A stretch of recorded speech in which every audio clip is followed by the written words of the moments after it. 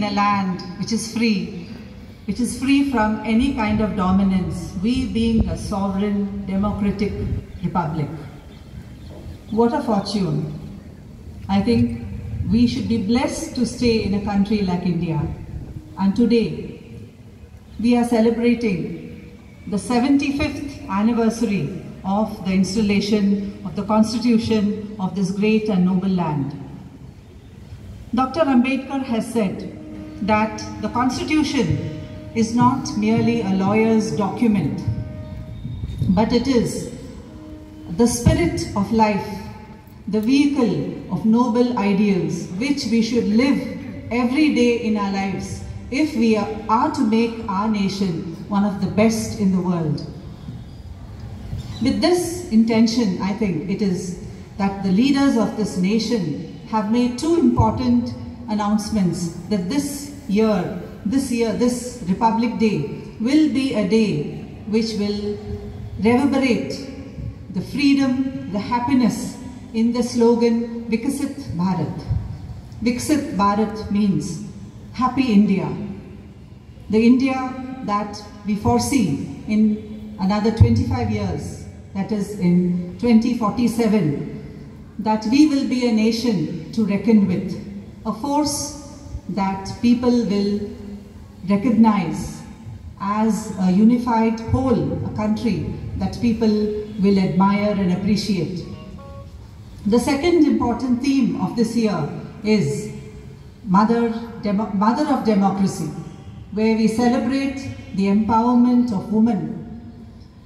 The woman, they say, is a force that has to be recognized, and today if you look at the floats that go in the Rashtrapat, the mark, also known as the Kartavya Path that has been named, you will see a float where many women will be showcased. It is said to be about 1,000 women are going to be parading, showing that woman is a power to reckon with. Also, very interestingly, we have the sari, the Anant Dhara, which is going to be showcased. So, something very, very unique, I think, in the celebrations this time. But why is it that women have to be celebrated even today? Are we not powerful enough? Yes, we can see in the whole world around that woman has been relegated to the secondary status. Not only in India, but around the world, in all countries, developing, underdeveloped, woman is always considered to be the second sex. So maybe we have to still fight for our rights. We are living in a patriarchal, male-dominated society, ruled by men as such, with women not making a mark in the world of politics, world of industry, the world of anything, education. I guess it's only education that we are shining. That's really great. But in other fields, we find that women are not making a great mark. And it lays on our shoulders, it lays on us women to be strong enough to create more and more of our kind, to be able to take up greater tasks, greater roles. If you look at the history of our post-independent India, if you see what have we faced, what are the troubles we faced, what are the travails we faced, there have been umpteen of them, number of them, especially immediately after independence. We faced a lot of struggle, a lot of difficulties. If in the early decades, the first 2 decades, it was health, which was a great challenge. Illiteracy was another important problem that we had to overcome. And this was taken up in a war footing by our leaders in those days. It was quite a challenge. You can imagine the great divide that people had to face, especially the discrimination that rose because of caste and religion. That was the greatest challenge. How many people shed their lives? We very well know. Many died because of the communal clashes. Those were the challenges of the first few decades of our independence. The second few years, the decades, it was one of a different feature, a different kind. There was corruption that had surfaced. People were no longer happy with the India that they had been given. They thought India was the land of milk and honey, the Rama Rajya. It was not so. So people started to feel a little bit negative. They were not happy with the land that they had inherited. So you find a lot of challenges, you find a lot of scams in those areas. Corruption was surfacing. And people were saying, what is this independence? What is it that we are fighting for? Why should we be proud of being an Indian? So much so that the writer Salman Rushdie has said in one of his essays that the people lost a kind of faith in what is India in the second few decades. But we did have a great force of leaders, great group of leaders who tried to tide these difficulties. Indira Gandhi being one of them, and she, with her stentorian voice, she was able to bring about a great pride in ourselves, pride of being an Indian. And in the last few decades, you see, 2-3 decades, you see, still these problems persist. We still find illiteracy in some pockets of India. We still find communal clashes. We still find ourselves not united as we are supposed to. Divided because of reasons such as economic divides, social status, religion. All these are still there. Illiteracy still persists. So we still face challenges. But there is, I think, a glimmer of hope. We still have something to be proud of. Has not India faced the corona with some strength? Though we lost millions of our people, still, were we not the people who generated a good vaccine, Covaxin? I was always proud of that. That we had our own indigenous vaccine. We are proud of that. So we are capable of doing things. We have the technology, we have the know-how. It's only that we have to believe in ourselves. And are we not making a mark in the technological world? Look at Chandrayaan, the successful mission to Mars, mission to the moon. We have done it. And we are looked upon as a nuclear superpower today. Today people praise India, and they want us to be in the group of nations. If you observe, if you see, look at the news, you see that people want our voice to be heard because we are considered to be one of the greatest democracies of the world. And now we are considered to be even a nuclear superpower, not a pariah as we were earlier. After the Pokhran, I think what can we say, the Pokhran blast, we are considered to be a nuclear superpower today. And then look at the field of IT.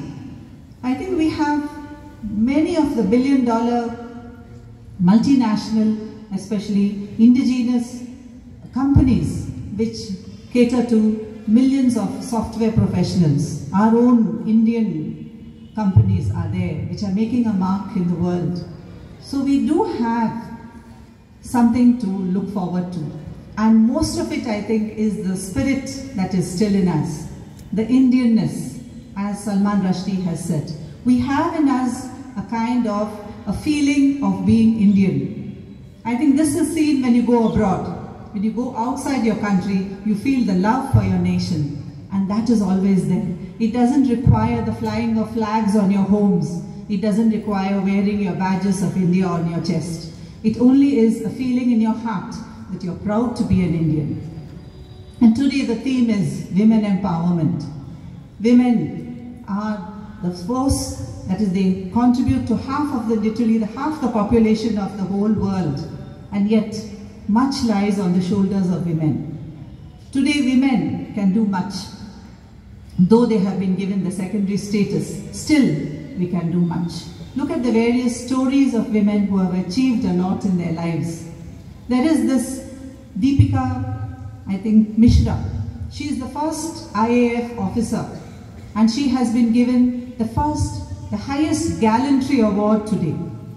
So we congratulate her, we look at her with admiration, Deepika Mishra. There's another lady whom I want to bring in here, the story of Sneha Chowdhury, a lady who had to face many challenges, but today she has created a niche business startup, that is Zolo-Stay, if you have heard of that. This Zolo-Stay has earned revenue amounting to billions of dollars, in rupees it will go on to crores of rupees, just because of the idea she had to create a kind of a stay for permanent stay for people who shift from city to city, people who have these transfers. She created the Zolo stay. Then there is this Radhika Ghai Agarwal. She had to face many challenges, but she has become an entrepreneur, online entrepreneur she has become, and she has started a line called Shop Clue. If you just check up all these on Google, you'll see how these ladies have been making the multi-billion-dollar mark has been reached. Not people like Jack Ma in Korea, in China, or anybody else. It's our own Indian women who are doing so well in all these businesses. And you have today a whole new kind of what we call influencers. People like you all who use the Instagram, people who use YouTube. And there is this girl, I would say she's an actor. I used to admire her as an actor. But today I learned that this girl called Prajakta Kohli, I don't know if you all know her, Prajakta, her name is. She has won the UN Recognition Award for being the climate champion, being a YouTuber. So today we have a lot of areas in which women can empower themselves. Women can make a mark in today's markets, and we can earn revenue for yourself and also become an empowered woman. So the government is insisting that we have to take the whole, the responsibility of shaping our country into with our intuition, with our strength of character, maybe with our patience. I think these are the gifts that we have as women. We are more pliant, we change, we are able to listen. No? We are not like egoistic, like I think, I'm very sorry to say some of the men are sitting here, but we are the people who can change ourselves, we can adapt.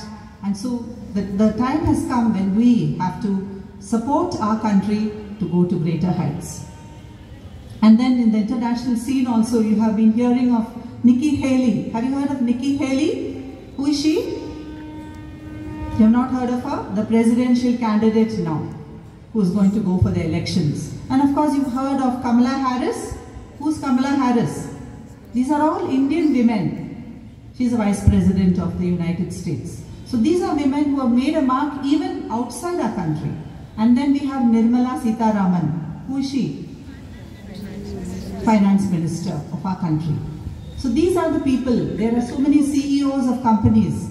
There are so many. For example, HCL has a woman CEO and her name is Soma Mandal. And you have also the chairperson of SAIL, Steel Authority of India Limited, who is also a woman. So dear friends, my message here today is we should work in tandem together. We being a women's college, I think we have great leaders like Sister Mercy, who's also, I always admire in her the quality of being a strong woman who tries to shape the careers, to give the women, young women like you who come to our college, to train them to stand on your own feet, to have a voice. That's very important. We should not be unheard voices, we should be heard voices. So today on this eve of the Republic Day, this day when we celebrate all that India has achieved, we remember with fondness, with great, what can we say, patriotism, all the leaders who have laid their lives in sacrifice, all those people who have given hours of their life, days of their life, weeks of their life, and our own chairperson of the Constitution, Ambedkar, who had to strive so many days to bring out this huge document, the Constitution, supposed to be the longest in the world. That's a unique feature of our Constitution. Today we celebrate Constitution Day. I hope all of us go back and we Google and see how long is the Constitution. Can anybody tell me how many articles are there in the Constitution? 395, but today it has been revised to 488. We keep on revising them. We have all these wonderful subtitles, subtexts of the Constitution. You must know what are they. What are the first one? Fundamental rights. No? Then we have the directive principles. Then we have the reforms that we can do. We have the fundamental duties of citizens. All these are brought out in the Constitution. Kindly take some time to go through it and see what it is, and then become more well-versed in what we are as a nation. Don't sit apathetic. The worst sin, I think, is to be apathetic and then think, everything will happen, life is full of fun and it's frolic. No, we have to work hard. If we want to make our nation one of the best in the world, we have to take it into our hands, not wait for others to bring in the change. So remember Kennedy's words, though he is an American, what did he say? What are we doing for our country? Not what the country does for us all the time. Not whether somebody will give us a job. What can we do to generate jobs? What can we do to bring out a good family? It lies in every individual, especially I think it's the woman who has to take charge of her family, bring up good children tomorrow who will become very, very important or very useful citizens of the state or even abroad. So it lies on us to be disciplined. And St. Theresa's, I always appreciate St. Theresa's. In my 36, 37 years of my career, we have stood for discipline, punctuality, hard work. And these are the principles which will stay with us till our death, I think. So, thank you, dear friends. I thank especially the intermediate campus, my home. I always feel when coming here, it's my home, Puttillu. Because we were, first of all, inducted here, E campus lo vachavamma. Then we have shifted to the other campus. Always I feel when coming here, I've come to my home. Ademo Mettinillu, idemo Puttinillu. So, congratulations to Sister Fatima, who is such a kind person, always smiling, ever cheerful. And all my sisters here, Sister Lourdes Mary, Sister Maria Kapudota, such appreciation I have for them. Such wonderful women. You're really lucky girls to be in this college. I wish more of you could be here. The Republic Day amma tappakunda andaru ravali, andaru vinali, chakkaga telusukovali mana desam gurinchi, what is it that we are for, what we should do for the country. Inka ekku mandi vaste happy ga undedi, but I think the cold climate, I don't know, you think it's a holiday. You see in other countries how they celebrate these kind of days, Republic Days or Independence Days. Take Russia for the example. I always look at that Russia. All the married couples, husband, wife, పెళ్ళైన వెంటనే గుడికి వెళ్ళరు. They go to the monuments of great martyrs and they pray there. వాళ్ళు అట్లా చేస్తారు. మనం కొద్దిగా ఈ రోజులన్నా కొంచెం ఇంపార్టెన్స్ ఇస్తే it shows that you are Indian. So I hope all of you learn to take more interest in what the country is doing, especially go and read about the Constitution. And I thank especially the organizers for having me here as the speaker. Thank you.